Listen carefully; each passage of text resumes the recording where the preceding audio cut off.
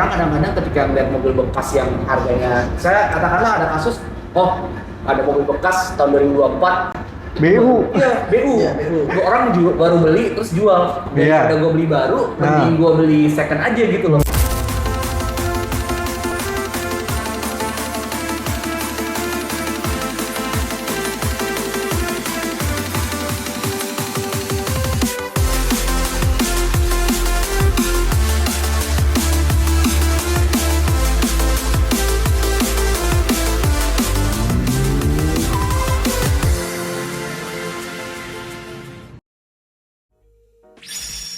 Halo Mochi Universe, saat ini ada di Tank Studio di Tamrin Jakarta Pusat. Terima kasih buat Tank Studio udah memfasilitasi kita. Saat ini kita ada di segmen khusus ngepot, yaitu segmen pertama kali banget ngoceh podcast. Ini bener-bener baru di tag hari ini. Kalian mau ngenalin member-member ngoceh di jalan. Saya Fauzan sebagai editor. Mungkin dari Bapak di samping dulu. Ya, kebetulan nama saya juga Fauzan. Saya di sini hadir sebagai narasumber, ya, jadi moderator juga ya. Saya sebagai narasumber, sekaligus juga sama-sama sebagai editor juga, dan juga sebagai host of course, dan juga sebagai yang melahirkan ngoceh di jalan. Next Bapak, silakan. Oke, perkenalkan, nama saya Haikal Fazal Aksa, selaku host Ngoceh di Jalan dan sekaligus narasumber dalam acara Ngoceh Podcast. Semoga nanti segmennya bisa panjang ya, bisa langgeng lah. We should be consistent, right? That's right. Jadi langsung aja ya ke topik. Yang saya lihat ya soal tentang pasar mobil di 2024 itu kan bisa dibilang turun ya. Kira-kira menurut Bang Haikal sendiri itu kenapa bisa kayak gitu? Ya, oke, lanjut aja ya, langsung masuk. Jadi beberapa faktor sih banyak yang menentukan penjualan mobil di tahun 2024 ini menurun. Jadi target sebelumnya di tahun 2024 ini itu Gaikindo menargetkan sekitar 1,1 juta unit penjualan. Namun pada faktanya di lapangan itu terjadi penurunan dari penjualan mobil yang tadinya 1,1 juta unit, namun hingga Januari sampai November tahun 2024 kemarin itu masih di data sekitar 768 ribuan unit. Nah, penyebabnya apa? Di tahun 2024 ini banyak sekali faktor-faktornya, seperti faktor politik, dan terus kedua faktor daya beli masyarakat yang sedang menurun, dan ketiga mungkin faktor ini banyak orang yang masih sayang dengan mobil lamanya. Faktor politik lagi-lagi, karena kita tahun ini mempunyai 2 pemilu ya. Iya, benar. Pemilu presiden di tahun 2024 yang awal Februari, terus kemarin terakhir di bulan November itu pemilu kada. Jadi banyak faktor orang yang mungkin tensi gitu, menunggu untuk pembelian mobil karena faktor gejolak politik atau apa segala macam. Nah, terus yang kedua itu juga faktor yang menentukan daya beli masyarakat. Nah, daya beli masyarakat saat ini benar-benar 2024 ini emang sedang lagi masa-masa penurunan. Nah, itulah menyebabkan orang tahan untuk membeli mobil baru. Terus yang ketiga, banyaknya mobil baru. Nah, banyaknya mobil baru ini yang segala macam merek, seperti tahun ini aja ya, yang terbaru itu ada dari Maxus, terus Aletra, terus juga ada Zeekr. Nah, tahun ini aja kedatangan banyak sekali mobil baru, terutama dari brand-brand Tiongkok. Nah, ini banyak masyarakat yang melihat, wah, kok banyak sekali brand-brand yang sekarang ini masuk ke Indonesia. Jadi, retensi aja lah, lihat nanti aja gitu, mana nih yang pas menurut mereka nih, mana yang pas mobil yang cocok di segmen mereka ini, apakah untuk mobil listrik atau itu mobil ICE atau internal combustion engine.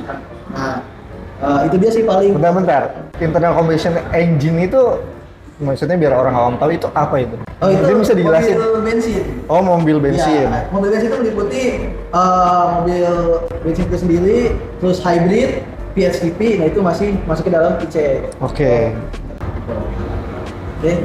mungkin dari Ojan. Kalau dari Ojan sendiri tanggapannya gimana Jan? Oke, gue setuju banget ya sama apa statement-statement yang disampaikan sama Haikal barusan ya. Yang pertama dari banyak kemunculan mobil baru, terus juga banyaknya apa namanya orang-orang kadang-kadang ketika lihat harga mobil baru itu semakin hari semakin naik karena kan seperti ada pajak kenaikan dari mungkin yang dulu ya kayak 10% jadi 11%. Itu kan ngaruh ya ke pajak mobil mewah, ditambah lagi kayak mikirnya tuh gua kalau ngurus mobil kayak mau beli mobil aja tuh maju mundur gitu loh. Iya, bener-bener. Gua beli mobil aja tuh kayak maju mundur banget gara-gara gua ngidam mobil ini, mobil baru ini. Tapi pas gua cek PKB-nya nanya ke orang-orang atau mungkin nyari searching ya mereka-mereka di internet ya.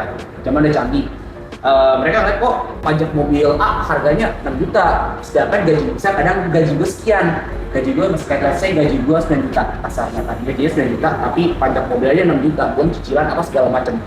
Dan kadang-kadang ya itu yang kadang-kadang yang membuat orang kayak maju mundur untuk beli mobil atau bahkan ya akan beralih ke mobil bekas bahkan ya maksudnya. Karena data dari Indo sendiri kan itu berdasarkan penjualan mobil baru, ya kan teman-teman ya? Iya. Itu kan. Jadi karena orang-orang mulai apalagi kan Facebook Marketplace itu kan tempat jual mobil bekas itu banyak kan walaupun ada beberapa yang beli mobil baru tapi orang kadang-kadang ketika melihat mobil bekas yang harganya saya katakanlah ada kasus ada mobil bekas tahun 2024 BU. Iya, BU. Iya, BU. Orang baru beli terus jual. Iya. Daripada gue beli baru, mending gue beli second aja gitu loh. Beli second tapi tahunnya masih segar. Kayak katakanlah Veloz di tahun yang sama. Itu harga barunya 320-an atau 350 juta. Tapi gue lihat di marketplace, itu mostly desainnya sama, walaupun tahunnya berbeda. Harga 222 juta itu udah dapat tipe tertinggi. Itu yang gue kadang-kadang kayak wow, penurunan harganya, lonjakan harganya lumayan ya. Jadi daripada kadang gue beli baru, mending gue beli second. Itu faktor dari human-nya ya, dari masing-masing human-nya ya gitu ya.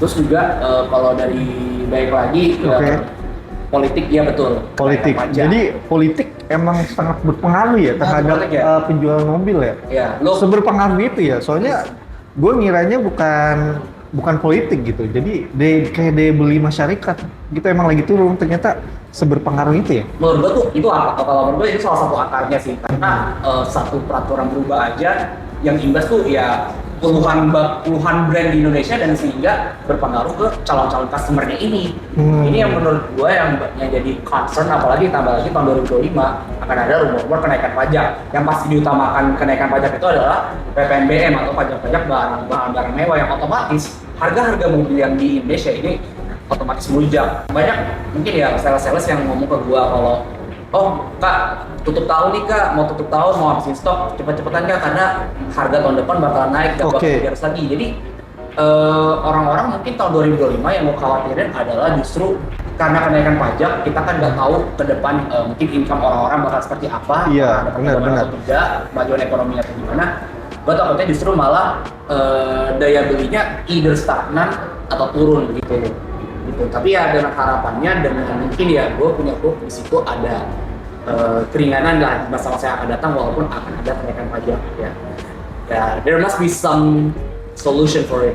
Tapi ada beberapa solusi yang emang ini sih, kalau dari pajak misal pajak mobil listrik kan itu murah banget ya. Indeed. Kalau menurut gue pajak mobil listrik itu sangat membantu.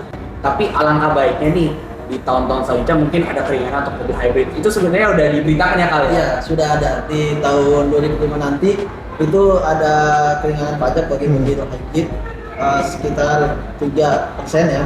Itu ditanggung oleh pemerintah. Jadi artinya dari sebelumnya 6 sampai 12%, jadi 3 sampai 9% ya. Dan juga untuk mobil listrik itu masih sama. PPNBM masih 0%. PPN-nya masih ditanggung sama pemerintah hingga 10%.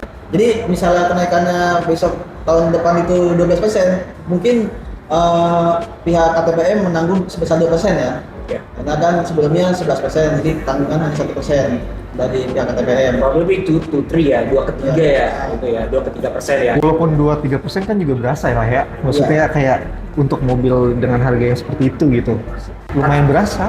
Sebenarnya gini ya, kalau dibilang kerasa atau enggaknya, itu lebih berasa malah mobil listrik, karena itu 0%. Oh gitu? Oh 0%? Iya, jadi dengan tanggungan 3% yang ada di mobil hybrid, itu masyarakat juga masih menimbang perbedaannya mungkin nggak terlalu jauh dengan harga sebelum potongan 3% karena potongannya kecil gitu. Iya. Karena emang pada faktanya mobil hybrid itu sebenarnya jatuhnya sama. Era menuju kita untuk elektrifikasi. Jadi kenapa mobil hybrid sama mobil listrik itu nggak disamakan saja gitu pajaknya? Semestinya ya, karena untuk mendorong masyarakat itu menuju ke era elektrifikasi. Jadi kan begini, era elektrifikasi itu kita harus namanya ada step by step gitu.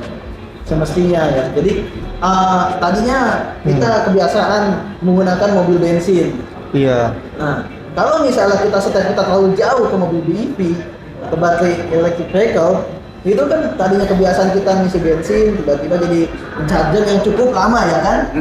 Itu ya, Ya, 1 sampai 2 jam ada yang Iya. chargerannya yang mau bilang pakai GBT kan gitu. Iya. Itu kelemahan yang emang nggak bisa Ya, dipungkiri sih waktu pengisian yang lama. Karena kan orang pengennya tuh sekarang serba cepat. Iya. Nah, walaupun ada teknologi namanya fast charging di setiap mobil yang 20 sampai 80% itu 31 menit atau sampai 30 menit, tapi tetap aja kebiasaan masyarakat Indonesia yang biasa ngisi bensin cuma 5 menit atau 10 menit ya kan tidak bisa dipungkiri gitu. Jadi ya itulah step by stepnya itu harus ada ya, kita pendekatannya melalui mobil hybrid. Iya, benar, Terus yang benar. kedua kita mungkin ke PHEV, plug-in hybrid electric vehicle, baru kita nyentuh ke BEV. Jadi kebiasaan masyarakat Indonesia dulu kita terapkan dulu. Kebiasaan itu setelah diterapkan pasti ke lain juga bisa. Karena gini ya, kalau talking about PHEV ya kan makin hari makin berkembang ya teknologi ya. Mungkin adopsi PHEV masih kurang baik di sini ya, karena orang masih mau mengandalkan HEV biasa, mengandalkan mobil hybrid biasa yang memang pengisiannya cukup dengan bensin. You don't need to charge a car, sebuah mobil hybrid biasa, lo cukup dengan bensin aja itu bisa menjadi sebuah genset atau generator dalam sebuah kendaraan yang akan kita pakai sehari-hari. Makanya hybrid dia tuh jadi middle ground di antara mobil listrik maupun mobil bensin, dia ada di tengah-tengah. Ya memang satu hal yang memang patut disayangkan adalah kenapa memang pajaknya itu tidak diringankan sedikit lagi aja atau mungkin dinolkan ya. Memang mungkin ini kalau menurut gua ini memang langkah awal. Kalau memang ini berhasil dan memang menjadi daya jualnya naik ya, mungkin ada tindakan lanjut yang bakalan terjadi gitu loh. Iya, That's what I think it is. And apa ya, kalau PHEV sebenarnya juga also sayang sih. Kenapa nggak masuk di Indonesia? Karena pertama Bentar nyelak. PHEV itu apa? Nah, Mungkin bisa jelasin ya? Nah, PHEV itu adalah plug-in hybrid. Bedanya dengan hybrid biasa, kalau PHEV itu sumber dayanya ada 2. Bisa lo cas, bisa lo isi bensin biasa gitu. Jadi ada tenaganya ganda, pengisiannya ganda. Bentar, bedanya sama hybrid kan, hybrid kalau teknologi hybrid itu kan sebagai pendorong ya. Nah, kalau ini apa? Jadi bisa ganti dari listrik ke bensin atau gimana ya? Sama, fungsinya sama seperti mobil hybrid biasa. Itu ada mode EV-nya, ada mode bensinnya, cuman pengisian dayanya mandiri. Tapi mobil-mobil PHEV sekarang kan canggih ya. Ada self charging-nya juga. Jadi even though lo gak ngecas pakai colokan, lo bisa bensin lo itu bisa ngebantu. Memang lambat laun teknologi ini semakin berkembang. Cuman mobil-mobil PHEV yang dulu gue yakin kenapa gak diambil di Indonesia, gak diambil di Indonesia karena teknologi self charging-nya itu yang masih belum berkembang. Bahkan gak ada di mobil PHEV yang awal-awal gitu loh. Itu yang kalau ketika ini mungkin PHEV kalau kedepannya bakal jadi mobil yang bisa self charging lebih cepat, itu mungkin akan jadi idola di Indonesia karena itu bisa jadi middle ground yang sempurna. Lo selain lo bisa ngecas sebagai daya alternatif, lo pun bisa diisi dengan bensin. Dan gue lihat klaim jaraknya, salah satu yang mobil yang gue suka tuh Mitsubishi Outlander PHEV. Itu di Amerika sama di Jepang pasarnya, itu klaimnya kurang lebih bisa sampai 600 kilometeran, itu which is bisa disamakan dengan Mercedes-Benz EQE yang jaraknya serupa, itu bisa Jakarta, Solo sekali ngetes penuh. Sekali ngetes penuh, which is atau sekali isi bensin plus ngecas. Itu menurut gua benar-benar something yang seharusnya mungkin bisa dikembangkan di Indonesia dengan baik, melihat infrastruktur Indonesia sudah baik juga untuk SPKLU-nya, itu yang menurut gua bakal bisa jadi idola di tahun-tahun ke depan menurut gua. Tambahannya dari gue ya. Perbedaannya tadi ya terkait mobil hybrid dengan mobil PHEV. Kalau PHEV itu dia ada namanya jarak range khusus baterainya. Jadi range baterainya itu rata-rata ya sekitar 65 kilo. Mungkin kalau Volvo itu udah menyentuh 120 kilo sampai 182. Nah, nanti pasti yang namanya PHEV pasti ada namanya inovasi. Jadi mungkin yang tadinya range 60 kilo, depannya bisa jadi 120 kilo juga 200 kilo, bahkan Cherry yang di internasional itu sudah mencoba ya di China langsung.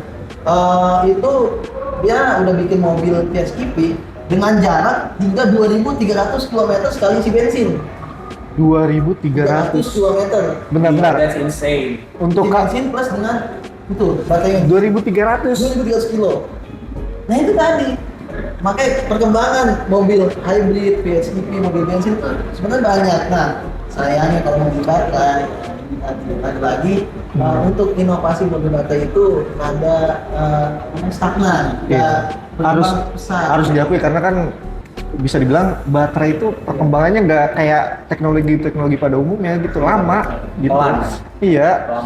Pelan Iya, banget. Makanya ya baik lagi gue setuju kalau ICE itu masih jadi idola yang bensin biasa. Ya, tak bisa munafik kalau para petrolhead di dunia ini tetap masih menggandrungi mesin kendaraan bensin biasa. Kendaraan bensin biasa walaupun hybrid sudah mulai attack ya. Mungkin kalau middle ground di antara mobil bensin yang sesungguhnya sama mobil hybrid itu mild hybrid. Jadi lo tetap mobil bensin yang basicnya adalah bensin tapi lo diisi bensin dan itu tapi lo masih bisa merasakan performance yang hampir serupa dengan mobil hybrid biasa. Dari gambaran kalian nih, pecinta mobil nih, tren apa atau kayak teknologi apa atau brand apa yang kira-kira bakal masuk di tahun 2025 untuk dari otomotif sendiri? Gimana dari Ramen, let's go. Ya, untuk di tahun 2005 itu masih sama dengan tahun 2004 dan tahun-tahun sebelumnya. Pastinya juga segmen SUV yang pasti masih digemari ya. Oke.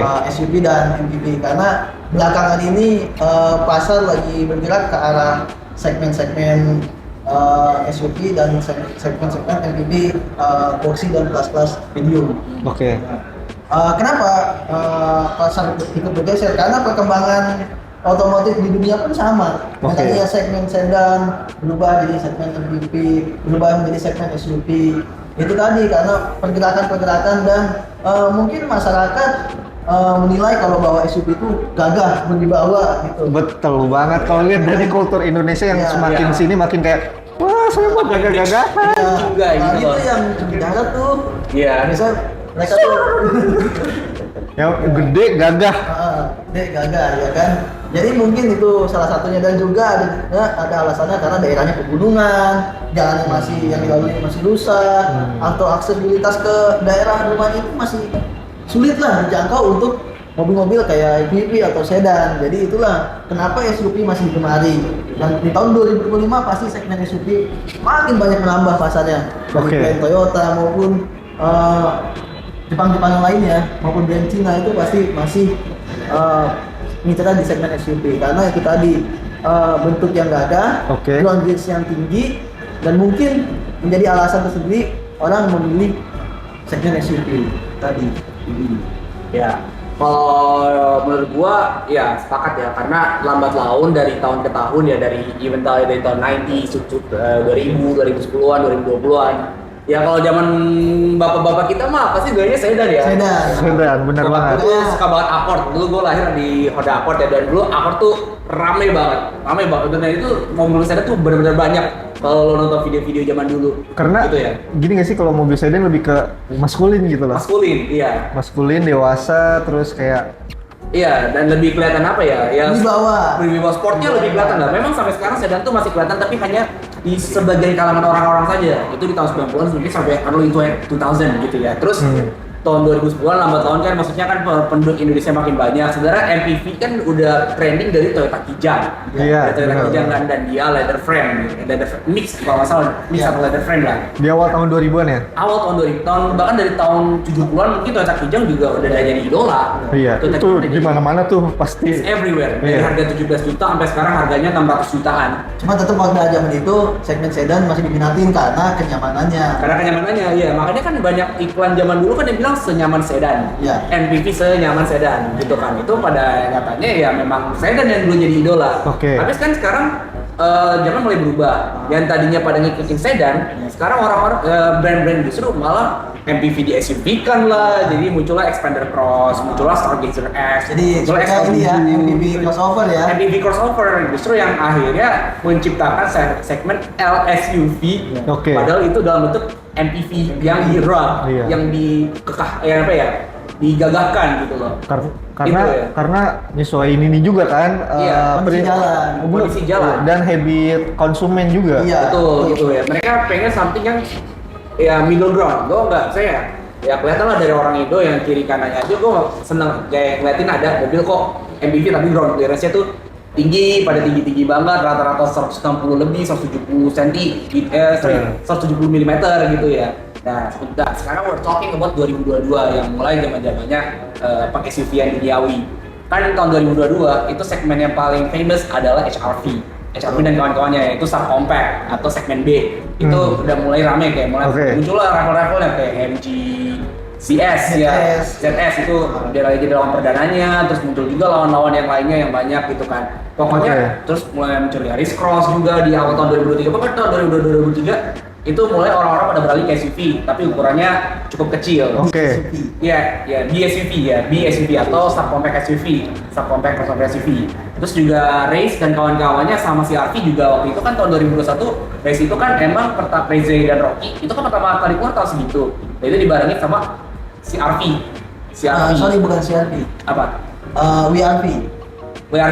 Ya. Tapi si RV saat itu juga lagi trending. Ya, segmennya. tapi segmen C. Segmen C ya, di segmen A ada Raze, ada Rocky, ada WRV dan kawan-kawannya muncul Sonet juga tahun 2020-2021. Terus si RV juga teman travelnya semakin banyak. Tahun 2022 orang-orang balik lagi pengen cari middle ground. HRV lah keluar yang baru dan itu mulai makin trending. HRV baru ya. Karena core-nya di sana. Gue bukan ngomong HRV-nya. HRV itu lahir 2017. Tapi perangnya di sinilah Toyota mulai siap-siap melahirin Yaris Cross menuju tahun 2023 terus melahirkan lagi rival HRV yang lain seperti Grand Vitara di India keluar tahun 2022, tahun 2023 trending di sini termasuk yang terbaik sama X-Force tahun 2023 kemarin keluar. Itu benar-benar tahun 2023 segmen yang populer itu adalah segmennya HRV. 2022-2023 itu segmennya HRV yang lagi perang karena ukurannya nggak begitu besar gitu. Lambat laun orang kayak mungkin ya kayak kurang puas kali ya sama ukurannya ya, makanya tahun 2002 menurut gue ya, ini menurut gue tahun 2024 dan secara kebetulan keluarlah mobil China yang justru mainnya di segmen Corolla Cross kayak Omoda 5, Omoda E5, terus juga apalagi tuh ada J2 juga yang ngaku-ngakunya pengen segmen B, tapi ternyata secara ukuran global dia segmen C dan entry level. Sorry, mau motong nih ya, maksudnya kan segmen ABC itu maksudnya dilihat dari mana sih maksudnya? Diameternya. Oh, diameter. Diameter, volume dan ukurannya juga. Ukurannya gitu ya. Jadi dari mana sampai mana? A sampai sebenarnya nggak tentu ya. Nggak tentu. D ada bahkan juga sampai F malah. Ada sampai ada F. A, B, C, D, E, F, J, M. Jadi makin semakin tinggi itu makin meningkat kelasnya. Jadi gede mobilnya berarti ya? Iya, lebih ke besar mobilnya. Dimensinya. Gitu. Spesial buat J itu buat SUV leather frame biasanya. Sama M itu buat MPV. Gitu. Jadi bukan dari harga ya? Bukan dari harga. Harga mungkin sedikit menentukan tapi nggak berlaku di Indonesia. Karena mobil segmen D itu banyak harganya di bawah segmen C yang bahkan dari Jepang. Gitu segmen D rata-rata kebanyakan dari Cina atau mungkin dari BYD ya, salah satunya Cina ya. Itu bahkan masih kalah sama harga segmen C dari Jepang. Gitu karena Jepang mungkin masih menang, keep in mind-nya kalau brand Jepang itu kadang lebih reliable, tapi Cina kan sekarang mulai berkembang. Mulai berkembang dan mulai memasuki pasar-pasar Indonesia dan menjual dengan harga yang lebih terjangkau. Makanya mulai sekarang brand Cina kan banyak yang worthy. Nah, balik ke topik brand Cina, pas brand Cina masuk berperang di sinilah mulai banyak segmen yang melawan Corolla Cross. Tahun 2024 Corolla Cross banyak diserang. Salah saya diantaranya sama yang gue sebut tadi, Omoda E5, Omoda 5 dan lain-lain sebagainya. J-Tour dan kawan-kawannya itu benar-benar banyak banget dihantam-hantamin. Makanya itu adalah segmen yang gue nggak mau beli CRV, tapi ngerasa HRV itu kekecilan. Itu yang menurut gue lagi trending di tahun 2024 dan di akhir tahun 2024 segmen D muncul. Siapa segmen D teman-temannya? Harrier, Harrier. X60, terus CX-8, CX-9 dan kawan-kawannya, Palisade, itu semua segmen D, SUV segmen D. Itu di akhir tahun mulai banyak attack. Jadi tahun 2024 kesimpulan dari gua adalah yang rame kelasnya Corolla Cross dan kelasnya Harrier. Gaikindo sendiri pun bilang bahwa di tahun 2025 akan ada 7 merek baru yang masuk Indonesia.